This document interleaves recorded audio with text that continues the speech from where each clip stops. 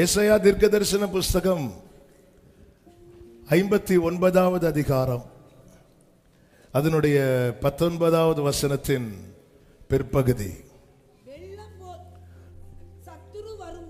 வெள்ளம் போல் சத்துரு வரும்போது கர்த்தருடைய ஆவியானவர் அவனுக்கு விரோதமாக கொடியேற்றுவார். ஹல்லேலூயா.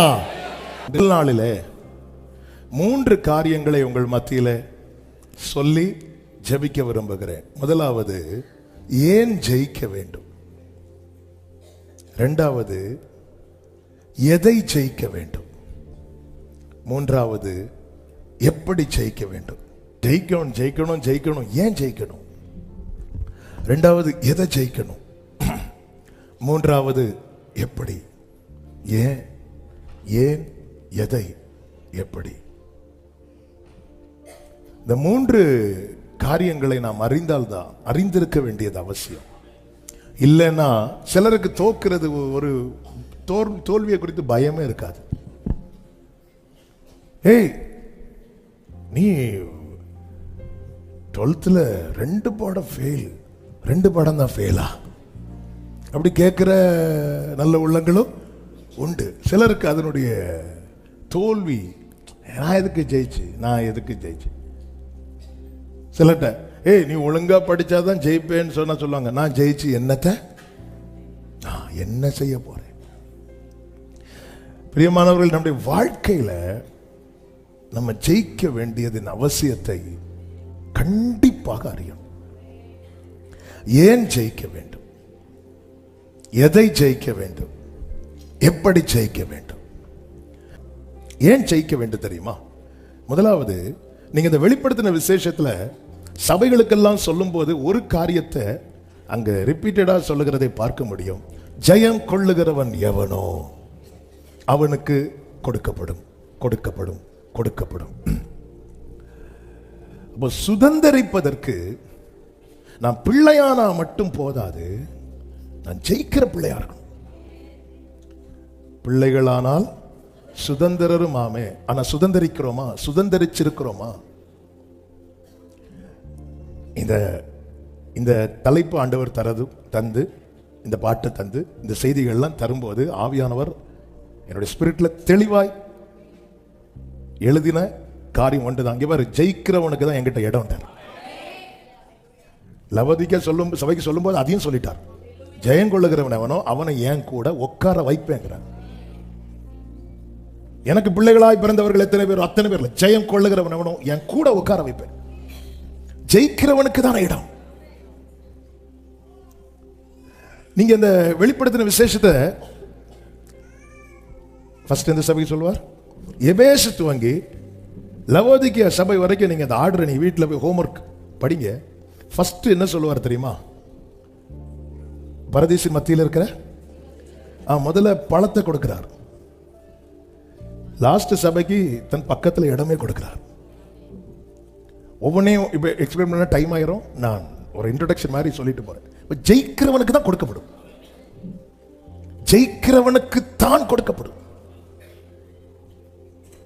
வந்துட்டேன், நான் 30 நாள் அட்டன் பண்ணேன், அதனால எனக்கு கொடுக்கப்படும். ஜெயிக்கிறவனுக்கு, ஜெயம் கொள்ளுகிறவன் எவனோ. நான் சுதந்தரிப்பதற்கு எனக்கு வாக்குத்தத்தம் இருக்கிறது. சூப்பர் ஆண்டவரே, உனக்கு அப்படி வச்சிருக்கிறேன், இப்படி வச்சிருக்கிறேன். ஓகே ஆண்டவர், அதை கொடுங்க ஆண்டவரே, நீ ஜெயிச்சுட்டு வா. ஜெயம் கொள்ளுகிறவன் எவனோ அவனுக்கு கொடுப்பேன் அப்படிங்கிறார். இப்ப சுதந்தரிக்க நாம் ஜெயிக்க வேண்டியது அவசியமா இருக்கு. நம்முடைய வாழ்க்கையை பார்க்கணும். எத்தனை வாக்குத்தத்தங்களை கேட்டிருக்கிறோம். போன ஆகஸ்ட் ஃபுல்லா என்னதான் கேட்டுட்டு இருந்தோம்? வாக்குத்தத்தம். வாக்குத்தத்தம் நமக்கு தான். நம் காதுகளிலே கர்த்தர் கேட்க பண்ணுகிறார்னா நமக்கு தான் தருகிறார். திரும்ப திரும்ப கேட்கிறார்னா உறுதிப்படுத்துறார். ஏய், இந்த வாக்குத்தத்தத்தை விட்டுறாத, உனக்கு தான். சுதந்தரிக்கிறோமா? சுதந்தரிக்கிறோமா? அதாவது என் காதினால் கேள்விப்பட்டு என் கண்களினால் காணவில்லை என்றால் என் வாழ்க்கை 50% தான். என்னுடைய லைஃப் 100% என்கிற நிலை வரும்போது தான் என்னால் தைரியமா சொல்ல முடியும், ஓட்டத்தை முடித்தேன். நான் 80 வயசு 100 வயசு வாழ்ந்து ஃபுல்லா கேட்டுட்டே இருக்கிறேன், ஒண்ணுமே பார்க்கல அப்படின்னா, ஏப்பா அவங்க எத்தனை 100 வயசு வாழ்ந்தாங்க? இல்ல 50%. அப்ப நிறைவில்லாம நித்தியத்தை எப்படி தொடர முடியும்? ஆண்டவருக்கு பேசுறார். ஏன் கேட்கறதுக்கு வேற ஆள் இல்லாமலா நம்மளை கூப்பிட்டு வச்சு பேசுறார்? வாழ்க்கையில ஜெயிக்கணும். ஏன் ஜெயிக்கணும்? ஜெயிச்சாதான் சுதந்திரம். தாவீது தலையில அபிஷேகத்தை வச்சுட்டார். ஆனா தாவீது அந்த நிலையை அடைய எத்தனை காரியங்களை ஜெயிக்க வேண்டியிருந்தது தெரியுமா? கூப்பிட்டு அத்தனை பேர் கண்ணுக்கு முன்னாடி என்ன அபிஷேகம்! நான் தெரிந்தெடுத்தேன். இவன் தான் சவுலை தள்ளி அந்த இடத்துல இஸ்ரவேலினுடைய 2வது கிங். ஆனா தாவீது என்னைக்கு அபிஷேகம் வைக்கப்பட்டதோ, சிங்கத்தை ஜெயிக்கணும், கரடியை ஜெயிக்கணும், கோலியாத்தை ஜெயிக்கணும், மாமனாரை ஜெயிக்கணும், என்னெல்லாம் எல்லாத்தையும் ஜெயிக்கணும். ஜெயிச்சு 13 வருஷம் யுத்தம் பண்ணி ஜெயித்து 13 வருஷம் போராட்டம் முடிந்து ஜெயித்து அந்த ஸ்தானத்துல வந்து உட்கார்றான். சுதந்திரிக்க ஜெயிக்கணும். 2வது முன்னேறுவதற்கு யாத்திராகமம் 14:15 கர்த்தர் மோசேயை நோக்கி சொல்லுகிறார், நீ என்னிடத்தில் முறையிடுகிறது என்ன? புறப்பட்டு போங்கள் என்று இஸ்ரவேல் புத்திரருக்கு சொல்லு. ஆனா அவங்களுக்கு புறப்பட்டு போக முடியாம இருக்கிறாங்க. ஏன்னா பின்னாடி பார்வோன் நிற்கிறான், முன்னாடி சிவந்த சமுத்திரம் இருக்கிறது. முன்னேறுவதற்கு நம்ம ஜெயித்து தான் ஆகணும். இல்லைன்னா எகிப்தை விட்டு வெளியே வந்துட்டோம், ரட்சிக்கப்பட்டுட்டோம். நெக்ஸ்ட் அதே அனுபவம். நான் ரட்சிக்கப்பட்டாச்சு. ரட்சிக்கப்பட்ட கூட்டத்தில் ரட்சிக்கப்படுகிறவர்களை கர்த்தர் அனுதினமும் சபையில சேர்ந்தாச்சு. அடுத்து என்ன? அவர் வரும் நாளினில் என்னை கரம் அசைப்பார். எங்கெல்லாம் அசைப்பார்னு அடுத்து நெக்ஸ்ட் எங்க அந்த புறப்பட்டு மீட்கப்பட்ட வேகத்துல வெளியே ஒரு ஜம்ப் பண்ணி வந்தோம். அடுத்த ஒரு ஸ்டெப் எடுத்து வைக்க முடியாம அதே இடத்துல நிக்கிறோம். தெரியுமா நான் ஏன் ஜெயிக்கணும் தெரியுமா? எனக்கு ஒரு ட்ராக் கர்த்தர் போட்டு வச்சிருக்கிறார்ல, என்னால் அதுல நடக்க முடியணும். சிவந்த சமுத்திரத்துல என்னால நடக்க முடியணும். தண்ணீர் இல்லாத சூர் வனாந்தரத்துல என்னால நடக்க முடியணும். மாறா பக்கத்துல என்னால நடக்க முடியணும். இல்ல எனக்கு முடியாது. மேப் அவர் கையில இருக்கு. அதான் சொல்றார், நீ புறப்பட்டு போங்கள் அப்படிங்கிறார். முடியல ஆண்டவரே. எகிப்திலிருந்து புறப்படும் போது எப்படி புறப்பட்டாங்க தெரியுமா? கர்த்தருடைய சேனைகள் எல்லாம் என்ன ஒரு ஆர்ப்பரிப்போடு. இப்போ சில அந்த ரட்சிக்கப்பட்ட ஆரம்பத்தில் எல்லாம், இந்த ரட்சிக்கப்பட்ட அந்த ஆரம்ப நிலைய நம்ம மைண்ட்ல என்ன தோணும் தெரியுமா? இங்க இருக்கிறவர்களே நாம தான் பறந்து புறா போல் சிறகடி. இப்படிதான் எனக்கு தோணுச்சு ஒரு வாட்டி. அந்த ஒரு ஊழியத்துக்கு வந்து அந்த டைம்ல வந்து அந்த அந்த அந்த ஒரு பர்சனல், அப்போல்லாம் நம்மளை யாருக்குமே தெரியாது. அப்படி ஃபோனை பார்த்துட்டே இருப்போம், யாராவது ஊழியத்துக்கு கூட மாட்டாங்களா? திடீர்னு ஒரு ஃபோன் எடுத்து, ஹலோ பிரைஸ் லார்ட், கஸ்டமர் கேர்லேருந்து கூப்பிடுவாங்க. ஒழுங்கா ஃபோனுக்கு ரீசார்ஜ் பண்ணலைன்னா இந்த சேவையை நாங்கள், அவ்வளோதான். அந்த டைம்லாம் வந்து ஃபுல்லாக அப்படி தூக்கத்திலே அந்நிய பாஷை பேசிகிட்டு இருப்போம் அந்த டைம். அப்போ தான் அந்த ஒரு வாட்டி கன்னியாகுமரியில் ஒரு மீட்டிங், ஒரு யூத் மீட்டிங் முடிச்சுட்டு அதில் ஒர்ஷிப் நடத்திட்டு ஈவினிங் வந்து அப்படியே அந்த பீச் சைடில் அப்படி சகோதரர்கள் கூட, சர்ச்சில் உள்ள பிரதர்ஸ் கூட போயிட்டு இருக்கும்போது நான் சும்மா நினைக்கிறேன், ஆண்டவரே இப்போ அந்த சுனாமி வந்தா ஆளா நான் தான் ஆண்டவர் எங்கே வருவேன்? அப்படி போக மாட்டேன்னு அவருக்கு தெரிஞ்சதுனால அப்போ சுனாமி வரல. இப்போ எனக்கு அதை நினைக்கும் போது நமக்கு அப்படிதான் தோணும். நான் ரட்சிக்கப்பட்ட அந்த ஆரம்பத்தில் கர்த்தருடைய சேனை எல்லாம் எகிப்துல வெளியே வந்தாச்சு. இப்போ ஃபுல்லா வருகைப்பட்டு தான், எப்போ வருவீர் என்னே அப்படி இப்படி இப்படி உள்ள ஏங்க இப்படி கொஞ்ச காலம் இயேசுவுக்காக, பரலோகமே என் சொந்தமே அப்படி இருக்கும். சிலத்தில் சொல்லுவாங்க, உனக்கு வேற பாட்டே கிடைக்கலையா? அது நாள் போக போக போக நான் பாவி ஐயா என்னை தள்ளாதீரும் எப்படிலாம் எழுத வச்சார். போக போகதான் தெரியுது, என்ன நீ ஒரு இடத்துல ஜாம் ஆகி நிற்கிற, ஏன் அடுத்த இடத்துல போக முடியல? நான் ரட்சிக்கப்பட்டு வெளியே வந்து சில இடத்துல ஸ்ட்ரகிள் பண்ணிட்டு இருக்கிறேன்ல. ஆண்டவரே நான் நினைச்சேன் இனி பிரச்சனையே இருக்காதுன்னு, அப்போதான் ஆண்டவர் எரேமியாவை கொண்டு சொல்லுகிறார், நீ காலாட்களோடு ஓடும் போதே சோர்ந்து போவாய், ஆனால் சிலர் பார்த்தா நான் ஜெயிக்கவே வேண்டாம், என்ன அடுத்த ஓட்டம் எங்க வச்சிருக்கிறாரு? குதிரைகளோடு. ஹல்லேலூயா, ஹல்லேலூயா, ஹல்லேலூயா. நீ காலாட்களோடு ஓடும் போதே சோர்ந்து போவாயானால் குதிரையோடு. ஆண்டவரே, அப்ப இது எனக்கு ரேஸ் இல்லையா? இது உனக்கு ரேஸ் இல்லப்பா, இது உனக்கு பிராக்டிஸ். உனக்கு ரேஸே இனிதான் இருக்கு. அந்த காலத்துல எல்லாம் கத்தி வரும், இப்ப பாம் வரும். ஆமே, நீ காலாட்களோடு ஓடும் போதே சோர்ந்து போவாயானால் குதிரைகளோடு எப்படி ஓடுவேன்னு எரேமியாவை கொண்டு கர்த்தர் கேட்கிறார். ஆண்டவர் இனிதான் வச்சிருக்கிறார். அப்போ ஆண்டவர் எங்க, நீ நிக்காத, நீ நின்றாத, நீ நின்றாத. ஆமென். அப்ப நாம் முன்னேறுவதற்கு ஜெயிக்க வேண்டியது அவசியமா இருக்கிறது. மூன்றாவது, எதிரியின் கை ஓங்காதிருக்க நாம் ஜெயிக்க வேண்டியது அவசியமா இருக்கிறது. யாத்திராகமம் 17வது அதிகாரம் நமக்கு நன்றாய் தெரிந்த வேத பகுதி. அமலேக்கியர் இஸ்ரவேலருக்கு விரோதமாய் வருகிறார்கள். அப்பொழுது மோசே மலை மேல இருந்து என்ன பண்றாரு? கோலை கையிலே பிடித்து உயர்த்தி வைத்துக் கொண்டிருக்கிறார். ஒரு கேள்வி கேட்கிறேன், அமலேக்கின் கை உயர்ந்த போது மோசேயின் கை தாழ்ந்ததா? மோசேயின் கை தாழ்ந்த போது அமலேக்கின் கை உயர்ந்ததா? அப்ப சத்ருவின் பலம் எங்க இருக்கு தெரியுமா? நம்முடைய பலவீனத்துல.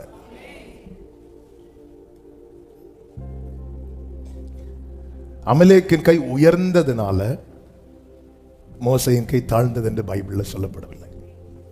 மோசேயின் கை தாழ்ந்ததுனால. யாத்திராகமம் 17:11, மோசே தன் கையை ஏறெடுத்திருக்கையில் இஸ்ரவேலர் மேற்கொண்டார்கள், அவன் தன் கையை தாழவிடுகையில் அமலேக்கு எப்போ மேற்கொண்டான் தெரியுமா? மோசே தன் கையை தாழவிடுகையில். அப்ப நான் ஜெயிக்கணும். என் ஜெப ஜீவியத்தில் நான் ஜெயிக்கணும். என்னுடைய விசுவாச ஜீவியத்தில் நான் ஜெயிக்கணும். என்னுடைய பரிசுத்த ஜீவியத்தில் நான் ஜெயிக்கணும். அவன் பார்த்துட்டே இருக்கிறான், எப்படா இவன் கொஞ்சம் டிவேட் ஆவான். இந்த யுத்தம் அங்க முடியல. கர்த்தர் கடைசியில் என்ன சொல்லுவார் தெரியுமா? தலைமுறை தலைமுறைக்கும் யுத்தம் நடக்கும்ங்கிறார். அப்ப நான் ஜெயிக்கணும். என்னுடைய ஜெபம், என்னுடைய பிரேயர் லைஃப் வந்து ஃபெயிலியர் ஆயிடக்கூடாது. இந்த ஓப்பன் ஹார்ட் சர்ஜரி எல்லாம் நடக்கும்போது சில டைம் ஃப்ளாப் ஆகும், அது சக்சஸ் ஆகாம போயிடும். அப்ப என்ன சொல்லுவாங்க தெரியுமா? அது ஹார்ட் ஃபெயிலியர் ஆயிட்டு அப்படிமா. ஒரு தேவ பிள்ளை ஸ்பிரிச்சுவல் லைஃப்ல வந்து தளர்வு வந்துட்டுனா அமலேக்கின் கை வந்து மேல போயிடும். நம்ம எல்லாம் என்ன நினைச்சிட்டு இருக்கிறோம்? இன்னைக்கு ஜோமன்ல என்ன, நாளைக்கு ஏங்க ஒருத்தருக்கு கை கொஞ்சம் இப்படி கீழே போச்சுங்க, 1 மணி நேரம் ஜெபிக்க முடியாம ஆச்சு பேதுரு. அந்த இரவுல விழுந்த, அந்த இரவு, அடுத்த நாள் அல்ல, அதே சேம் நைட். இதுதான் பிசாசினுடைய எவ்வளவு. அவன் பேதுருக்கு இன்னொரு நாள்ல கண்ணி வைக்கல, அன்னைக்கு நைட்டே பார்த்துட்டு இருக்கிறான். எதிரியின் கை என் வாழ்க்கையிலே ஓங்கினால் என் வாழ்க்கையில் நான் விரும்பும்படியான ஒன்றுமே நடக்காது. எதிரியின் மேல் என் கை ஓங்கினால் என்னுடைய வாழ்க்கையிலே எல்லாமே என் மனதை மகிழ்விப்பதற்கு ஏதுவானதாய் மட்டுமே நடக்கும். காரணம், என்னை குறித்த தேவ திட்டத்தில் தீமை கிடையாது. நான் இந்த வேர்டை ரிப்பீட் பண்றேன். நம்ம லைஃப்ல சத்ருவின் கை ஓங்கினால் நம்ம மகிழும்படியாய் ஒண்ணு கூட நடக்காது.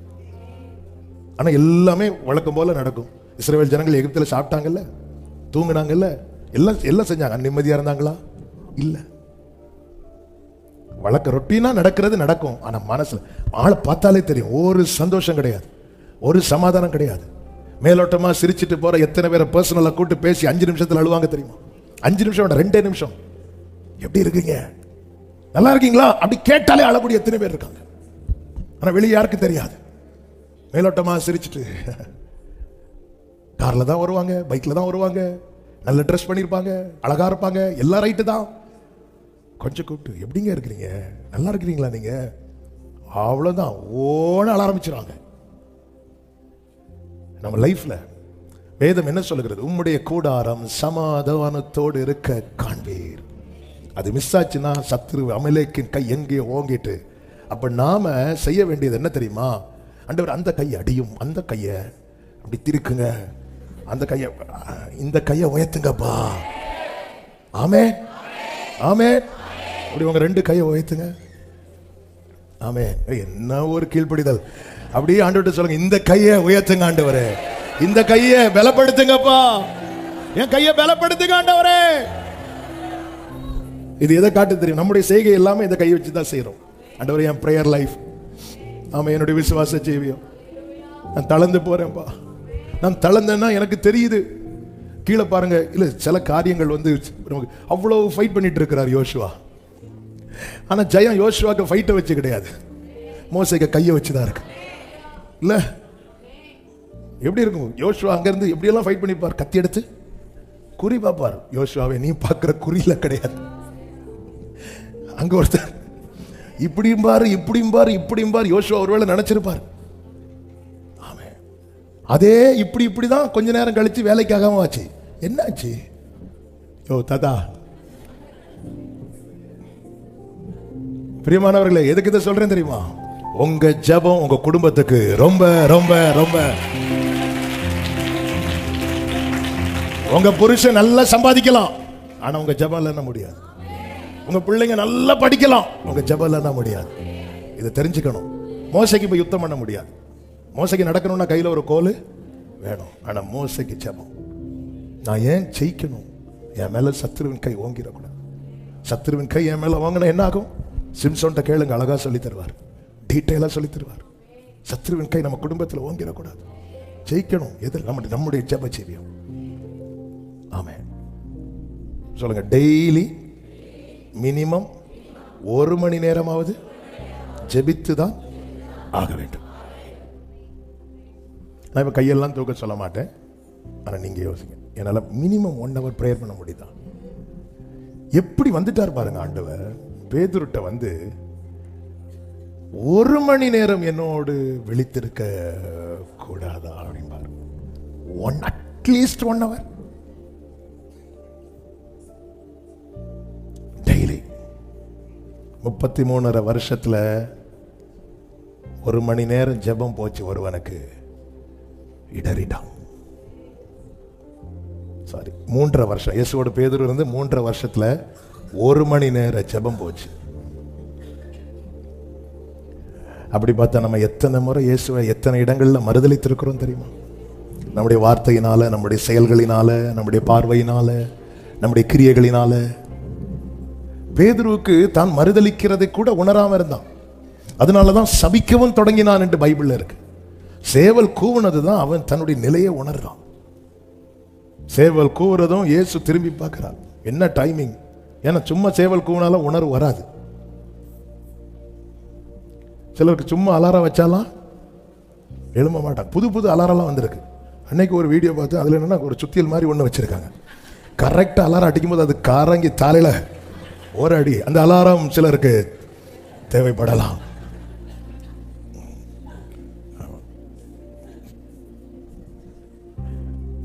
சேவல் கூவுனதும் இயேசு திரும்பி பார்த்தா. சேவல் கூவுறத கர்த்தர் அடையாளமா வச்சிருந்தா. அந்த காலம், அந்த நேரம், டைமிங். அப்போ அதுல கூட ஒரு சத்தியத்தை ஆண்டவர் சொல்றாரு பாத்தீங்களா? சேவல் கூறதுக்கு முன்னாடி உள்ள டைம் தான் பேதுருவே உனக்கான சோதனை. சாத்தான் வந்து பெர்மிஷன் கேட்கிறான், கொடுக்கப்பட்ட அந்த சோதனைக்கான பீரியட். அதுக்குள்ள நீ எஸ்கேப் ஆகிறதுக்கு 1 hour பிரேயர் போதும். பேதுருவே 1 hour பிரேயர் பண்ணிடு. ஏன்னா சேவல் கூவிட்டுனா என் பார்வை வந்துடும், திருப்பி நீ என் கண்ட்ரோலுக்குள்ள வந்துருவேன். இது உனக்கான டெஸ்டிங் பீரியட். சேவல் கூவுறதுக்கு முன்னாடி அந்த நேரம் இது ராக்காலமா இருக்கிறது. ஏன்னா இயேசு பிடிக்கிறாங்க, ராக்காலமா இருக்கிறது. ஒன்னு அந்த உபத்திரத்தின் குகையில போடுற டைம் அது உனக்கான பீரியட், சோதனை காலம் அது.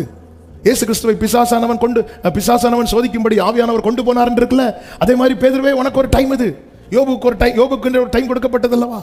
பேதுருவே உனக்கு ஒரு ஃபுல் நைட்டு கூட கொடுக்கல. பேதுருவே காலையில சேவல் வந்து எத்தனை மணிக்கு போகும் சேவல்?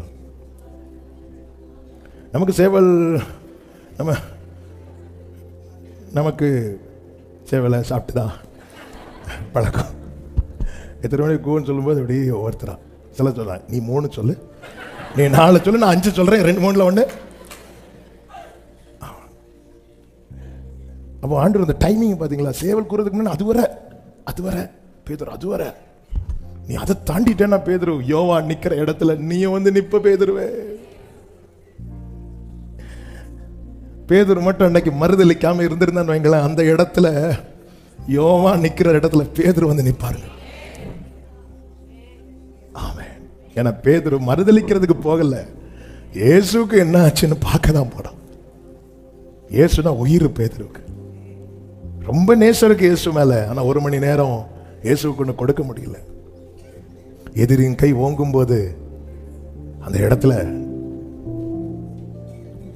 அவ்வளவு காலம் இருந்த உறவு ஒரு செகண்ட்ல இல்லாம போனது போல ஒரு உணர்வு பேதுருக்கு வந்துட்டு, அதனால தான் திருப்பி மீன் பிடிக்கவே போயிட்டான். அதனாலதான் ஆண்டவர்கிட்ட சொல்லணும், ஆண்டவரே உங்க பிரேயர் லைஃப் உங்களுக்கு தெரியும், இருக்க முடியுதா? இல்லை 1 மணி நேரம் கூட உங்களுக்கு ஹார்டாக இருக்குன்னு ஆண்டவர்கிட்ட சொல்லுங்க. ஆண்டவரே எனக்கு ஏன் ஆண்டவரே உடனே என் கை தளருதுப்பா, எனக்கு கிருபை தாங்க. மோசேக்கு உதவும்படி கர்த்தர் கூட அனுப்பினது ஆரோனையும் ஊரையும், நமக்கு உதவும்படி நமக்காய் அனுப்பினது பரிசுத்த ஆவியானவர். அந்த ஆவியானவர் என்ன செய்கிறார் தெரியுமா? வாக்கு கடங்காத பெருமூச்சுகளோடு நமக்காக வேண்டுதல் செய்கிறார். வாழ்க்கையில சத்துருவின் கை ஓங்குமானால் நமக்கு பிடிக்கிற மாதிரி ஒண்ணுமே நடக்காது. நமக்கு பிடிச்சவங்க தான் சுத்தி இருப்பாங்க, ஆனா நமக்கு பிடிக்கிறது மாதிரி ஒண்ணுமே நடக்காது. சத்தியத்தை நல்லா அறிந்து கொள்ளும். ஆமே. இந்த பார்வோன் வந்து இஸ்ரவேலரை வேலை செய்ய விட்டுட்டு என்ன பண்ணுனா அவங்களுக்கு வலிக்கும், அதை பார்த்து பிளான் பண்ணி வைக்கோல உருவிட்டான். ஏன்னா மிருக ஜீவன்களை வச்சு வேலை பார்க்கணும். மிருக ஜீவன்கள் அதுக்கு வைக்கோல் இல்லைன்னா அதுக்கு முடியாது. அதுக்கு முடியலைன்னா இவங்க கூட பிரச்சனை பட்டோம். இவங்களுக்கு எசைஞ்சு கொடுக்காம வேலை நடக்காதுன்னா இவங்க மேல அடி விடும். பாத்தீங்களா அவனுடைய பிளானை? பாத்தீங்களா? என் வாழ்க்கையில சத்துருவின் கை வாங்கக்கூடாது. அதுக்கு நான் என்ன செய்தாகணும்? ஜெயிக்கணும். 4வதாக ஏன் ஜெயிக்க வேண்டியது அவசியம் என்றால் நாம் செய்ய வேண்டியவைகளை செய்து முடிக்க. அப்போஸ்தலர் 16வது அதிகாரம் 16, 17, 18 வசனங்களிலே பவுல் ஜெபம் பண்ணுவதற்கு, பவுலும் சீலாவும் ஜெபம் பண்ணுகிறதுக்குன்னு ஒரு இடத்துக்கு போறாங்க. போகும்போது அங்க குறி சொல்ல ஏவுகிற ஆவியை கொண்டிருக்கிற ஒருவள் வந்து எதிர்பட்டாள் என்று சொல்லப்பட்டிருக்கிறது. அவள் என்ன செய்தாளாம்? 17வது வசனம், அவள் பவுலையும் எங்களையும் பின்தொடர்ந்து வந்து, பவுல கர்த்தர் கொண்டு வந்திருக்கிறார், அவர் ஜெபிக்கிறதுக்காக போறாங்க, அவரை ஃபாலோ பண்றார். ஏன்னா ஒரு காரியத்தை செய்யணும்னு போனா அந்த காரியத்தை செய்ய விடக்கூடாது. இதுதான் சாத்தானுடைய வேலை. பின்தொடர்ந்து வந்து ஃபாலோ பண்றார். நீங்க ஆண்டவருக்கு அடுத்த காரியத்தை செய்ய ஆரம்பிக்கும் போது தான் சாத்தான் உங்களை ஃபாலோ பண்ணுவோம். பிரச்சனையே உங்களை அப்பதான் துரத்த ஆரம்பிக்கும்.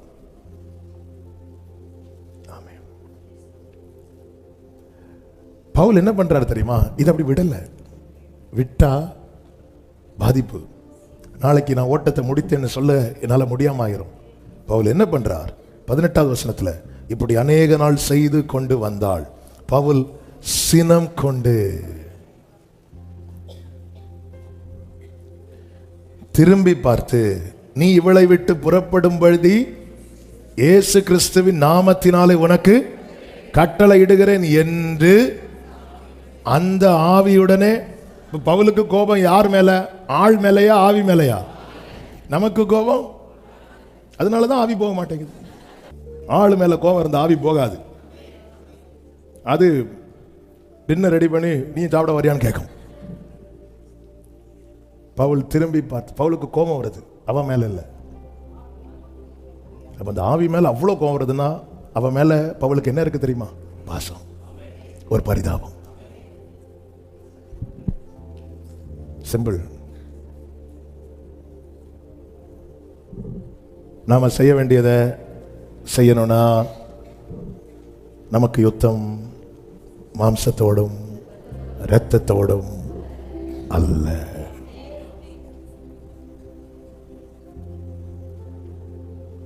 உங்களுக்கு ஒருத்தங்களை பிடிக்கல, ஏன் பிடிக்கல? பிடிக்காத மாதிரி அவங்க ஏதாவது பண்ணியிருப்பாங்க இல்ல, அதுக்கு பின்னாடி ஒரு ஸ்பிரிட்டுக்கு வேலை இருக்கும். அதை கடிந்த புறப்படுத்து. இயேசு வந்ததே மரிப்பதற்காக. எருசலேமிலே தாம் நிறைவேற்ற போகிற பாடுகளை குறித்து பேசும்போது பேதுரு வந்து என்ன பண்ண தெரியுமா? இவைகள் உமக்கு சம்பவிக்கவே கூடாது, நான் உன்னை விட மாட்டேன். நான் விட்டாதானே நீங்க போவீங்க. கீயான்ட்டே இருக்கு, உங்களை உள்ள போட்டு, ஏன்னா பரலோகத்தின் திறவுகோல் ஆண்டவர் அப்பதான் அவன் கையில சில சாவி வாங்குறது வர சோத்திரம்.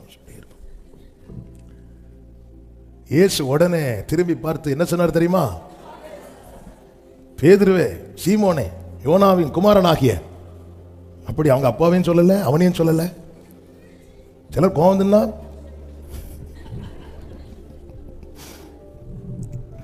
எனக்கு பின்னாக போ சாத்தானே. ஆவி போச்சு, ஆள் இருந்தான். நாம் செய்ய வேண்டியதை செய்து முடிக்கணும். எவ்வளவு சம்பாதித்தோம் என்ன, அதெல்லாம் ரெண்டாவது. நான் செய்ய வேண்டியதை செய்து முடிக்கலைன்னா மகிமையை கனவுல கூட காண முடியாது. இத்தனைக்கும் அந்த ஸ்திரீ வந்து பவுலை பத்தி தப்பாவன்னு சொல்லல, சரியாதான் சொல்லுது. அதுவும் அநேக நாள், ஒரு நாளாவது இவன் விழுந்துட மாட்டானான்னு அதுவும் பார்க்குது. இவர் பார்த்தாரு, இப்படி விட்டுட்டு இருந்தா ஒருவேளை அது என்னதான் சொல்லுதுன்னு நேர சினம் கொண்டு. எதுக்கு அவருக்கு சினம் வருது தெரியுமா? நான் என் ஒர்க் வந்து என் வாழ்க்கையில கர்த்தர் ஒரு திட்டத்தை வைத்திருக்கிறார், அதை செய்ய விடாதபடிக்கு ஒரு ஸ்பிரிட் தடுக்குதுன்னா எனக்கு என்ன வரணும் தெரியுமா? இது மாம்ச வைராக்கியம் கிடையாது, இது ஆவியில வைராக்கியம். அது வரணும் எனக்கு.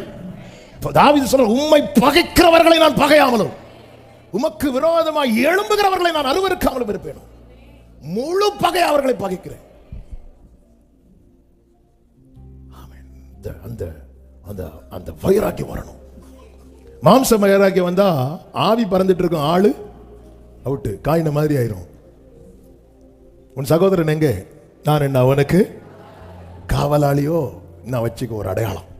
ஐயோ ஆண்டவரே, தாங்க முடியல. நம்ம ஜெபமே ஆவியை விரட்டதுக்கான ஜெபமா, ஆளை தூக்குறதுக்கான ஜெபமா? ஆண்டவரே ரொம்ப பண்றார், லைட்டா இப்படி ஒரு தட்டு தட்டிட்டீங்கன்னா, வேற பெருசா ஒண்ணும் கேட்கல. ஆண்டவரே இந்த காலை மட்டும் ஒண்ணு முறிச்சு போட்டீங்கன்னா. ஒரு சகோதரி இப்படியே என்கிட்ட சொன்னாங்க.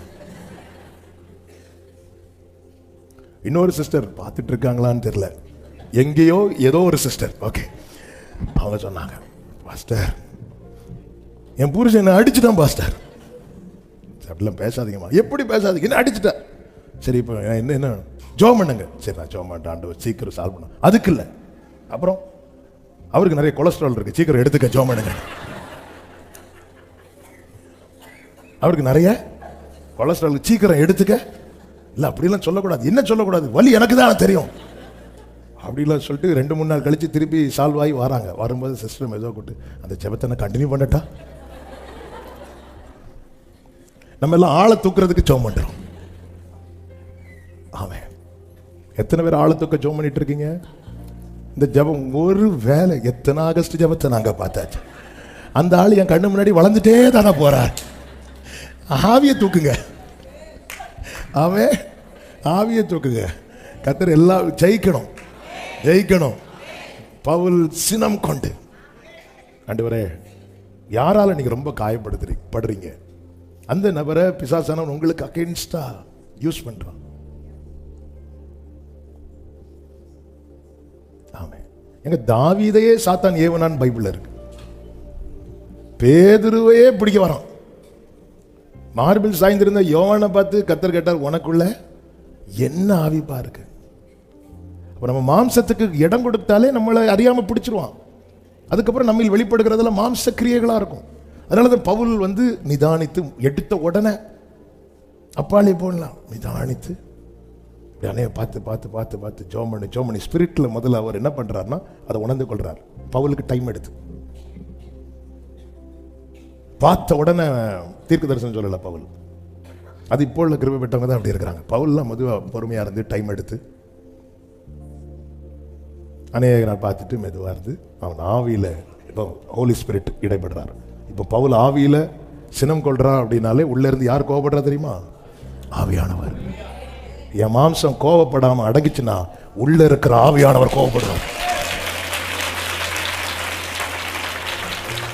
என்னை விழத்தள்ள, என்னை எழும்ப விடாம பண்ண, என் ஜெப வாழ்க்கையை முடிக்க, என் ஓட்டத்தை பாதியில முடிக்க சத்துரு தொடர்ந்து வந்து செய்யறதை எல்லாம் எனக்குள்ள இருக்கிற ஆவியானவர் பார்த்து கொண்டு சும்மா இருக்க மாட்டார். அதுதான் தேவன் வாக்கு தந்திருக்கிறார். வெள்ளம் போல சத்துரு வரும்போது ஆவியானவர் அவனுக்கு விரோதமாய் கொடியேற்றுவார். ஹல்லேலூயா. ஆவியானவர் நீ பிள்ளைன்னு நம்ம ஆவியுடனே கூட சாட்சி கொடுக்கிறார். உள்ள இருக்கிறவர் பேசட்டும். ஆமென். உள்ள இருக்கிறவர் பேசட்டும். ஹல்லேலூயா. காற்றையும் பார்த்து கடலையும் பார்த்து படகுல இருக்கிறவர் பேசட்டும். நீ படகுல இருக்கிறவரோடு பேசு. உனக்கு என்னெல்லாம் தோணுதோ சொல்லு. நான் பிச்செல்லாம் சாகுறேன், உனக்கு என்ன தோணுதோ சொல்லு. நீ படகுல இருக்கிறவர்கிட்ட சொல்லு. வெளியே வந்து நிறைய அடிக்குது, அதை நீ பார்க்காத. நீ இவரை கூப்பிடு, இவரை தொந்தரவு பண்ணு, இவரை தொந்தரவு பண்ணு. அவர் எழுமி நிற்பார். ஹல்லேலூயா. நல்ல கைகளை தட்டி ஆமென்.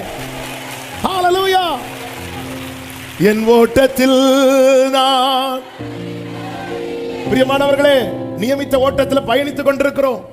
மேடான பகுதியில் கஷ்டப்பட்டு ஏறுகிறோம், தாழ்வான பகுதியில் கொஞ்சம் சீக்கிரமா இறங்குறோம். சில நாட்கள் நமக்கு ரொம்ப சந்தோஷமா போகுது, சில நாட்கள் கடினமா இருக்கிறது. ஆனாலும் எங்கேயுமே கர்த்தர் நிக்க விடாம இதுவரை கொண்டு வந்துட்டார். நம்மை முடக்குவதும் நம் ஓட்டத்தை பாதியில் முடிய வைப்பதும் சாத்தானுடைய தந்திரம். விட்டுறாதீங்க, இடம் கொடுக்காதீங்க. உலகத்தில் இருப்பவனிலும் உங்களோடு இருக்கிறவர் பெரியவர். ஹல்லேலூயா. காற்று அடிக்குதா, கடல் அடிக்குதா, அது கர்த்தர் என்ன செய்தார் தெரியுமா? அதட்டினாராம். அப்போ அது ஒரு கிருமிக்கு வேலை தானே. அதட்டினார் இருக்கு. இவங்க ஒன்றும் காற்று படகுல தான் இயேசு இருக்கார்ல. அப்போ அவர் பேசட்டும். அவங்களுக்குள்ள விசுவாசம் அதெல்லாம் ரெண்டாவது. அவர் என்ன திட்டட்டும், ஒன்றும் இல்லை. ஆனால் வந்து ஒன்றும் பேசிருங்கப்பா. ஹல்லேலூயா. ஆமென். நான் யார்கிட்டயோ திட்டு வாங்குறது என் அப்பாட்ட வாங்கிட்டு போறேன். ஆமென். என்ன விழத்தள்ள பார்க்கிறவன் என்ன திட்டுறது பெருசா, என்ன வாழ வைக்கிறவர் திட்டுறது. திட்டுங்க ஆண்டவரே. என்கிட்ட திட்டியாவது 2 வார்த்தை பேசிருங்கப்பா. நீ அற்ப என்ன வேணாலும் சொல்லிக்கோங்க, அதை ஒன்று பார்த்துட்டு வந்து சொல்லுங்க. ஏசு அதை பார்த்துட்டு வந்து தான் சொல்றார். அற்ப விசுவாசி ஏன் சந்தேகப்பட்டா? என்ன சொல்லுங்க. அதாவது பிள்ளைகளை சில பெற்றோர் அடிப்பாங்க, அடிச்சுட்டு போய் ஐஸ்கிரீம் வாங்கி கொடுப்பாங்க.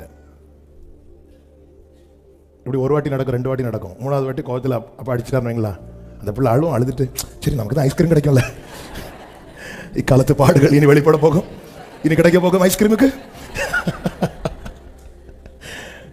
பேதுரு என்னெல்லாம் போட்டு திட்டு வரல, ஆனாலும் பேதுரு கடலை சாடுவார். ஆண்டவரே காப்பாத்துக்கு, ஆண்டவரே இங்கே வா, 1 நேரம் ஃபாஸ்டிங் இருக்கு, இங்கே வா, நீ தானே கேட்டவா இருச்சா. நாங்கள் 30 நாளும் பச்சை தண்ணி குடிக்காம அப்போ ஜூஸ் மட்டும் தான் குடிப்போம். ஆண்டவரே காப்பாத்துங்க, ஆண்டவரே காப்பாத்துங்க, ஆண்டவரே. ஆமென். படகுல இருக்கிறார், அவரும் தூங்குறாரு. என்ன சொல்றான் பார்ப்போம். ஆண்டவரே ஏசப்பா, அந்த காற்று வந்து அடிக்குது, என்னன்னு ஒன்று பாருங்க. இப்படி சொல்லுவான்னு தான் நினைச்சார். நாங்கள் சாகுறோம், உமக்கு கவலையே இல்லையா? உங்களுக்கு எல்லாம் எப்படிப்பா தூக்கம் வருது உங்களுக்கு? அதே படகுல தானே இயேசு இருக்கிறார்.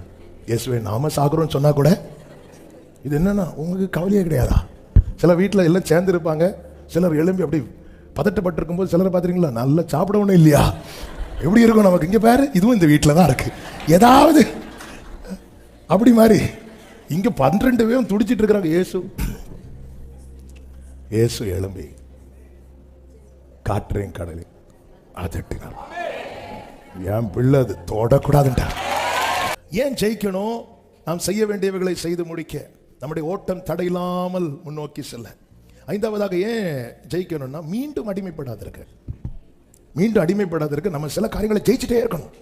2 பேதுரு 2:19 இப்படி சொல்லப்பட்டிருக்கிறது, எதினால் ஒருவன் ஜெயிக்கப்பட்டிருக்கிறானோ அதற்கு அவன் அடிமையா இருக்கிறான். இந்த பூமியில ஏதாவது ஒன்று என்ன ஜெயிச்சிட்டுன்னு வைங்களேன், அதுக்கு நான் அடிமை, அது எதுவானாலும் சரி. ஸோ நம்மை, அதனால தான் அவர் உன்னதத்திற்கு ஏறி சிறைப்பட்டவர்களை சிறையாக்கி, எங்க இருக்கு? எபேசியர் 2வது 4வது அதிகாரம் 8வது வசனத்தை வாசிங்க. எபேசியர் 4:8.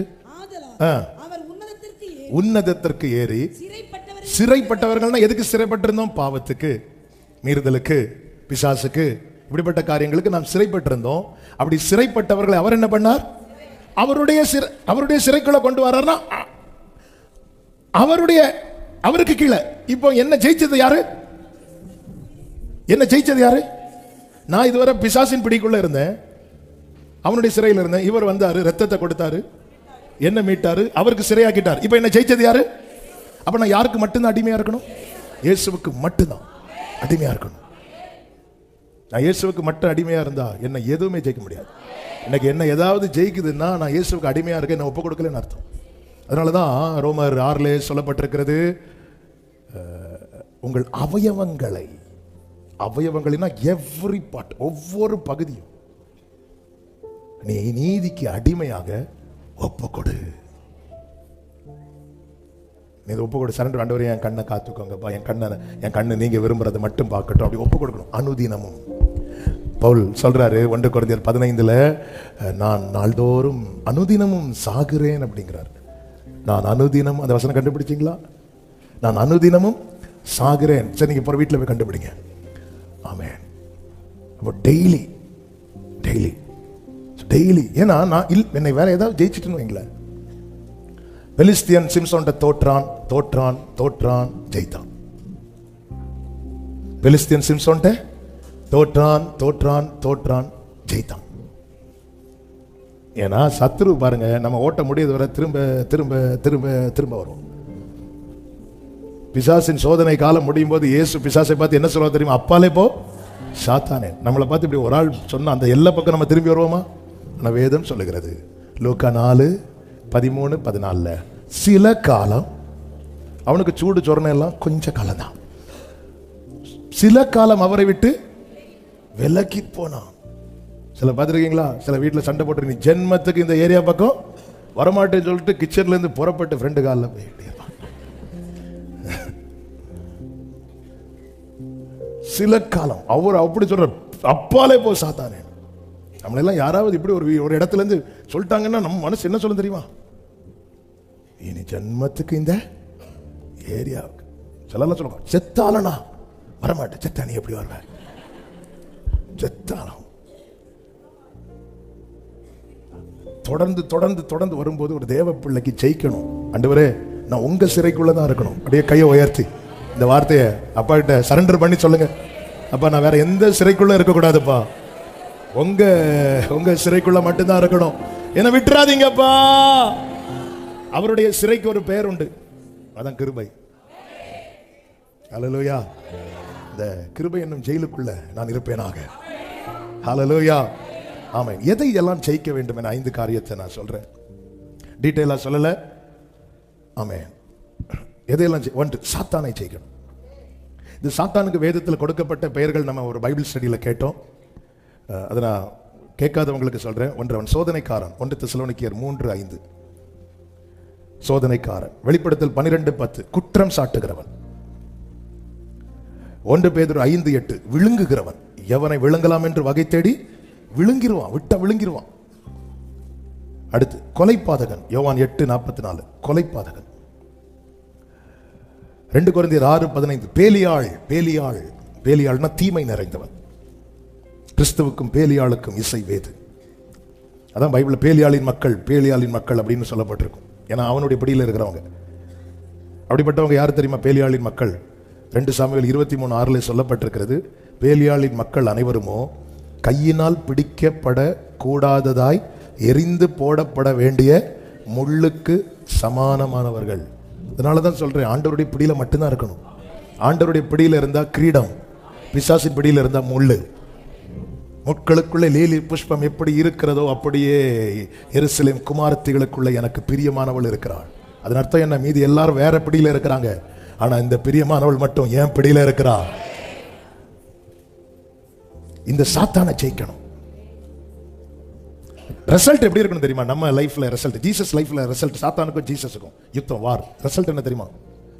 அவருடைய கால் கீழே சாத்தானுடைய தலை இருந்துச்சு. ரோமர் 16 அப்படித்தானே சொல்லப்பட்டிருக்கு, சமாதானத்தின் தேவன் சீக்கிரமாய் சாத்தான். எந்த வசனம்? 16-20 வாசிங்க. சமாதானத்தின் தேவன் சீக்கிரமாய் சாத்தானை உங்கள் கால்களின் கீழே நசுக்கி போடுவார். ஆமென். இதான் நம்ம ரிசல்ட்டாக இருக்கணும். சீக்கிரமாய். இது முதல் நாளே நடக்காது. இயேசு கிறிஸ்து அந்த பூமியில 33 வருஷம் வாழ்ந்தார்ல, அந்த யுத்தம் நடந்துட்டே இருந்து சில காலம் அப்படி விரட்டுவாரு, அவன் போவான் வருவான். ஒரு டைம் வரும்போது ஒரே அடியா முடிச்சார். அவன் யுத்தம் நடந்துட்டு இருக்கும். ஆனா ரிசல்ட் எப்படி இருக்குன்னு தெரியுமா? அவன் கால் கீழ் நம்ம தலை கிடையாது, நம்ம கால் கீழ அவன் தலை. அப்படின்னா தான் நம்ம சொல்ல முடியும், இட் இஸ் ஃபினிஷ்ட், முடிச்சிட்டேன். அவர் முடிச்சிட்டார். அவர் சொல்றார், நான் செய்யறேன், நீ நெல்லு. சாத்தானை ஜெயிக்கணும். ரெண்டாவது சுயத்தை ஜெயிக்கணும். இது சுயம் வந்து சாத்தானை விட மோசமான ஒரு சம்பவம். மாம்ச கிரியைகள் வெளியரங்கமாயின, அவை யாவன என்று கலாத்தியர் 5, 19, 20, 21 சொல்லப்பட்டிருக்கிறது. விபச்சாரம், வேசித்தனம், அசுத்தம், காமவிகாரம், விக்கிரகாராதனை, பில்லி சூனியம், பகைகள், விரோதங்கள், வைராக்கியங்கள், கோபங்கள், சண்டைகள், பிரிவினைகள், மார்க்க பேதங்கள், பொறாமைகள், கொலைகள், வெறிகள், களியாட்டுகள் முதலானவைகளே.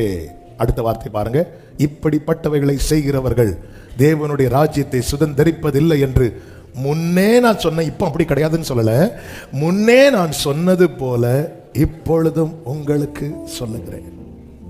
அப்போ இதுல எது எதுல நம்ம கிட்ட இருக்குன்னு நம்ம பார்க்கணும், அதை ஜெயிக்கணும், அதை நம்ம அக்செப்ட் பண்ணணும். ஆண்டவரே எனக்கு திடீர்னு கோவம் வருது, கோவம் வந்துட்டுனா நான் என்ன பேசுறேன்னு தெரியல, நான் என்ன பண்றேன்னு தெரியல, நான் அதை அக்செப்ட் பண்ணணும். நான் அதை நியாயப்படுத்திட்டே இருந்தேன்னா நான் இங்கே ஜெயிக்கலாம், அங்கே தோத்துருவேன். நம்ம எல்லாரும் இங்கே ஜெயிக்க தானே பார்க்குறோம். ஒரு வாக்குவாதம் வந்து அதில் ஜெயிக்க பார்க்குறோம், எல்லாத்துலையும் ஜெயிக்க பார்க்குறோம். ஆண்டவர்கிட்ட சரண்டர் ஆகி, ஆண்டவரே என்னுடைய வீக்னஸ், அப்படிதான் ஆண்டவர் ஜெபிக்க கற்றுத்தந்து கொண்டே இருக்கிறார். ஆண்டவர்கிட்ட வந்து நியாயத்தை வச்சா பிரசனத்தை இழக்கிறத என் லைஃப்பில் நான் ரொம்ப ஃபீல் பண்ணியிருக்கிறேன். என் நியாயத்தை கொண்டுட்டு போய் ஆண்டவரே இப்படி சொல்லும்போது அந்த இடத்துல இல்லை, நீ உன் காரியத்தை வை, நியாயம் யார் பக்கத்தில் இருக்குங்கிறத அவர் டிசைட் பண்ணுவார். அதனால பிரச்சனை இழந்துட்டேன்னா எனக்கு ஜெபம் ஒரு நிமிஷம் ஓடாது, எனக்கு ஜெபிக்கவே தெரியாது. அதான் உண்மை. சில நேரத்தில் மணிக்கூர் போகிறதுலாம் அது ஃபுல்லாக பிரச்சனத்தில் தான். எனக்கு அந்த 1 மணி நேரம் அட்ஜஸ்ட் பண்ணி 15 நிமிஷம் பாட்டு, 20 நிமிஷம் அப்படிலாம் ஓட்ட தெரியாது. அந்த பிரச்சனை இல்லைன்னா ஜெபம் சுத்தம், பைபிளும் படிக்கவே முடியாது. ஏன்னா அப்படி பழகுனதுனால. எங்கெல்லாம் ஆண்டவர் விலகுவார்னா நாம நம்மளை கொண்டு போய் வைக்கிறோம் தெரியுமா, அங்கெல்லாம் ஆண்டவருக்கு பிடிக்க மாட்டேங்குது. இது வந்து ஆனால் நம்ம என்ன பண்ணுறோம், இந்த மாம்சத்தில் தான் இருக்கிறோம். பிரசனத்தில் இருக்கும்போது மோசே பார்த்தீங்களா, மலையில் இருக்கும்போது ஆண்டவர் சொல்ல, மோசே இந்த ஜனங்களை நான் அவ்வளோ கோபப்படுத்துறாங்க, மோசே ஜனங்களை நான் அழிக்க போறேன்னு சொல்லிட்டு, மோசே ஆண்டவருக்கே இரக்கத்தை குறித்த கிளாஸ் எடுத்தவன். ஆனால் கீழே வந்ததும் கையில் இருக்கிற கல்லை எடுத்து நான் நினைக்க தூக்கி எல்லாம் தெரிச்சிருப்பானுங்க. நம்ம எல்லாம் பிரச்சனத்தில் இருக்கும்போது நல்லா இருக்கிறோம், கீழே போயிட்டோம். ஆமே, சிலர் பார்க்குறாங்க இன்னைக்கு ஃபுல்லாக நம்மளை குறித்து தீர்க்க தரிசனமாக வருது. ஆமே, சுயத்தை ஜெயிக்கணும், இந்த நாட்களில் ஜெயிக்கணும். அதை நீங்கள் முதல்ல கண்டுபிடிங்க. எதில் நான் வீக்காக இருக்கிறேன், எதில் நான் ஆண்டவரே இதில் நான் ஜெயிக்கணும், என்னை ஜெயிக்க வைங்க. இந்த விஷயம் எந்த சுயம், இப்போ இதில் 17 காரியம் சொல்லியிருக்கு, நமக்கு 37 காரியம் இருக்கும். அதான் உண்மை. இதில் 17 காரியம் பைபிளில் இருக்கா? 17 காரியம் பைபிளில் இருக்கு, நமக்குள்ள 17,000 காரியம் இருக்கும். அதெல்லாம் பார்த்து அதுக்கு மேலே ஏசாயா 59, 19 அதுக்கு மேலே அதான் கொடி. அல்லேலூயா. அந்த கொடிக்கு ரெஃபரன்ஸ் ஏசாயா, ரெஃபரன்ஸை மாற்றி எடுத்து வேற ஏதோ பறக்க விட்டுறாதீங்க. அல்லேலூயா. ஆமென். ஏசாயா 59 கரெக்டு தானே ரெஃபரன்ஸ்? ஒரு நான் சொல்லி எடுத்து. ஆமென். ஆண்டவரே வெள்ளம் போல இது வெள்ளம் எப்போ வரும் தெரியும்? வெள்ளம் வரும்போது தெரியும்ல. இந்த வயநாடு பார்த்தோம்ல, வெள்ளம் வந்து வீட்டு கதவுக்கு முன்னாடி வரட்டா அப்படில அடிச்சுட்டு இப்படிதான் வரும் மாம்சக்கிரியை. வெள்ளம் போல சத்துரு வரும், ஒட்டன ஆவியானவர் கொடி ஏற்றுவார்னா ஜெயிச்சுட்டார் அர்த்தம். ஆவி மாம்சத்துக்கு விரோதமாய், மாம்சம் ஆவிக்கு விரோதமாய் போராடுகிறது. ஜெயிக்கணும், சரண்டர் ஆயிரணும். அல்லேலூயா. ஆமென். சிலர் தாவீது கிட்ட வந்து சரண்டர் ஆயிட்டாங்க, சிலர் கிபியோனியர் வந்து யோசுவா கிட்ட வந்து சரண்டர் ஆயிட்டாங்க. அதனால யோசுவா யுத்தம் பண்ணார். பைபிள்ல அப்படிதான் இருக்கு. ஒவ்வொருத்தர் வந்து நீங்க பைபிள் அந்த எதுக்கு இந்த சரித்திரம் சரண்டர், இப்போ ஒருத்தங்க கிட்ட வந்து சரண்டர் ஆயிட்டாங்கன்னா அவங்க இவங்களுக்காக ஃபைட் பண்றாங்க. கிபியோனியர் வந்து யோசுவா கிட்ட வந்துட்டாங்க, நாங்க பயந்து தான் வந்துட்டோம்ப்பா. இப்போ கிபியோனருக்கு எதிராக யுத்தம் வருகிற செய்தி வந்து யோசுவா போற ஃபைட் பண்றார். ஒரு மனிதனை அவங்க கிட்ட அடைக்கலமாய் வந்தவனுக்காக ஃபைட் பண்ண போகும்போது நமக்காய் அனுப்பப்பட்ட ஆவியானவர், என் சுய பலத்தால் ஒன்றும், ஆண்டவரே இந்த விஷயத்துல நான் ரொம்ப வீக்கா இருக்கிறேன். பவுல் சொல்றார், பவுல் சரண்டர் ஆனார்லங்க. நிர்பந்தமான மனிதன். அவர் சொல்ற, நான் விரும்புறதை செய்யாம விரும்பாததை செய்யற யார் இந்த பாவ சரீரத்திலிருந்து என்னை விடுவிக்க கூடும்? சரண்டர் ஆயிட்டாரு. ஆவியானவர் டேக் கேர் பண்ணிட்டார். அவ்வளவுதான், வா பவுலை நான் பார்த்துக்கிறேன். அந்த பவுல் சொல்லுகிறார், இவைகள் எல்லாவற்றிலும் இருந்து கிறிஸ்துவின் அன்பை விட்டு என்னை பிரிக்க மாட்டாதென்று. 7ல புலம்பினார். ரோமர் 7ல புலம்பினார். ரோமர் 8ல பிரகடனப்படுத்துகிறார். ஹல்லேலூயா. ரோமர் 7ல புலம்புறார். நான் என்ன, என் சரீரத்தில் ஒரு பாவ பிரமாணம் இருக்கு, எனக்கு கொடுக்கப்பட்டது நியாய பிரமாணம், எனக்கு மனப்பிரமாணத்தில் என் மனசாட்சிக்கு ஒரு பிரமாணம் இருக்கு, நியாய பிரமாணம் இருக்கு. ஆனா நான் ஏன் விரும்பாதது செய்யறேன்னா என் அவயவத்தில் என்ன இருக்குன்னா பாவ பிரமாணம் இருக்கு. அப்படி கத்துறாரு. நிர்பந்தமான மனிதன் நான். ரோம சட்டத்தில் இப்பெல்லாம் சட்டங்கள்லாம் லகுவா இருக்கு. அந்த காலத்துலலாம் ரொம்ப கொடூரமான சட்டங்கள்லாம் உண்டு. அதுல ஒரு தண்டனை எப்படி தெரியுமா? ஒருத்தனுக்கு மரண தண்டனை கொடுக்கும்போது அவனை ஒரு 3 நாள் ஒரு பாதாள அறையில அடைச்சி வைப்பாங்களாம். எங்களை எலும்பு கூடுகள் இப்படி தான் இருக்கும். சாப்பாடை ஒன்றும் கொடுக்க மாட்டாங்க. அதுக்கப்புறம் அவனை வெளியே கொண்டு வருவாங்க. வெளியே கொண்டு வந்து மரித்த ஒரு சடலம் இருக்கும்ல, அந்த சடலத்தை அவனுக்கு மேலே பின்னாடி வந்து கட்டி வைப்பாங்க. கையோட காலோட அப்படி கட்டி வைப்பாங்க. கட்டி வச்சுட்டு அவனுக்கு யாருமே தண்ணி கூட கொடுக்கக்கூடாது, எதுவுமே கொடுக்கக்கூடாது. அப்படியே வந்து வனாந்தரத்தில் விடுவாங்க. வனாந்தரமான இடத்துல விடுவாங்க. அந்த மரித்த சரீரம் என்ன ஆகும்? கொஞ்சம் வீக் அடிக்க ஆரம்பிக்கும். ஒன்றும் பண்ண முடியாது. இந்த நேரத்தில் பறவைகள் வந்து கொத்தும், கொடூரமாக சாகும். இதை வச்சு பவுல் சொல்றாரு, இப்படி இருக்கு நிர்பந்தமான மனிதன். அவன் அதையும் தூக்கிட்டு தான் போகணும், அதையும் தூக்கிட்டு தான் நடக்கணும். அந்த சரீரம் வீக்க மரித்த சரீரம் வீங்கும், வெயிட் ஏறும், இவனால ஒண்ணும் பண்ண முடியாது. அப்படியே துடிச்சு அணுவா சாவான். பவுல் அதை எடுத்து சொல்றாரு, பாவம் அப்படி இருக்கு, நிர்பந்தமான மனிதன். யாராவது விரும்புவாங்களா ஒரு செத்த சரீரத்தை தன் கையோட காலோட சேர்த்து வைக்க? இல்ல. அவன் நிர்பந்தம், வேற வழி இல்லை. அவனுக்கு கொடுக்கப்பட்ட பனிஷ்மெண்ட் அது. நிர்பந்தமான மனிதன். யார் இந்த பாவ சரீரத்திலிருந்து என்னை விடுவிக்க முடியும்னு சொல்லிட்டு அவர்கிட்ட போய் விழுந்துட்டான். இப்போ அவன் எழும்பி ப்ரொக்ளைம் பண்றான், கிறிஸ்து உயர்வோ தாழ்வோ பசியோ பட்டினியோ நாசமோ மோசமோ கிறிஸ்துவின் அன்பை விட்டு என்னை பிரிக்க மாட்டாது என்று. அப்போ சுயத்தை ஜெயிக்க முடியுமா? முடியும். ஆமே. 3வது 2 தானே சொன்னேன். எதெல்லாம் ஜெயிக்கணும்? சாத்தானை ஜெயிக்கணும், சுயத்தை ஜெயிக்கணும், 3 சூழ்நிலையை ஜெயிக்கணும், 4 சவால்களை ஜெயிக்கணும். சவால்கள் இதெல்லாம் நம்ம அப்புறம் தனித்தனியா கேட்க போகிறோம், அதனால நான் சொல்லி விடுகிறேன். 5 சிறையிருப்பை ஜெயிக்கணும். பவுலும் சீலாவும் ஜெயிச்சதுனால அங்க ஒரு பெரிய ரட்சிப்பு நடக்குது. நம்ம சிறையிருப்பை நம்ம ஜெயிக்கும் போது அங்க ரட்சிப்பின் கிரியை நடக்கும். எதெல்லாம் ஜெயிக்கணும்? சாத்தானை, சூழ்நிலையை, சுயத்தை. சிலர் அப்படியே சுயத்தை ஸ்கிப் பண்ணிட்டு போறீங்க பார்க்கிறேன். சாத்தான, சுயத்தை, சூழ்நிலைய, சவால்களை. நிறைய சவால் உண்டு. இவன் எப்படி ஊழியம் செய்யறான் பார்க்கிறேன், இவன் எப்படி இதை நடத்துறான். சவால்கள், இதை ஜெயிக்கணும். பெரிய சவால். தாவீதுக்கு முன்னாடி சவால்கள் தான் இருந்துச்சு. தாவீதுக்கு முன்னாடி சவால் விடுறான். உங்களில் ஒருவன் கோலியாத் வந்து நிக்கிறான். 40 நாள் சவால் விடுறான். தாவீதுக்கு 41 நாள் தான் மேட்டரே தெரியுது. நம்ம யாருக்கும் நினைச்சிட்டு இருக்கிற சவாலை நமக்கு தான். நீ எப்படி நீ பார்த்து விட்டுட்டு பைபிள் தூக்குறியா? பார்க்கலாமா? சவால் அடிக்கிறான், சவால் விடுறான். அவன் பார்க்கலாம் யார் ஏமாளி. ஆமே, ஜெயிக்கணும். ஹல்லேலூயா. கர்த்தர் நல்லவர். சவால்கள், வாழ்க்கையில் நிறைய சவால்கள் இருந்து. இயேசுவுக்கு அந்த பிறப்பிலிருந்தே சவால் இருந்துச்சு. மரியாளுக்கு என்ன சவால் இருந்துச்சு தெரியுமா? கிருபை பெற்றவளே, அடுத்த சவால் என்னன்னா, யோசேப்போடு சேருவதற்கு முன்னதே அவங்க என்ன ஆக போறாங்க? என்ன சவால் அது, என்ன சேலஞ்ச் அது? இதெல்லாம் ஜெயிச்சுட்டு வரணும். சவால்களை ஜெயிக்கணும். 5 சிறையிருப்பை ஜெயிக்கணும். சிறையிருப்பு மாறும்போது ரட்சிப்பு உண்டாகும். ஏன் ஜெயிக்கணும்? எதை ஜெயிக்கணும்? 3வது எப்படி ஜெயிக்கணும்? ஒரு 5 காரியத்தை சொல்லி நான் ஜெபிக்க விரும்புகிறேன். 1, இயேசுவின் நாமத்தில் ஜெயிக்கணும். 1 கொரிந்தியர் 15:57. 2, வசனத்தினால ஜெயிக்கணும். 1 யோவான் 2:14. 3, இயேசுவின் இரத்தத்தால ஜெயிக்கணும். வெளிப்படுத்தல் 7:14. 4, சாட்சியுள்ள வாழ்க்கையினால ஜெயிக்கணும். வெளிப்படுத்தல் 12:11. 5, விசுவாசத்தினாலே.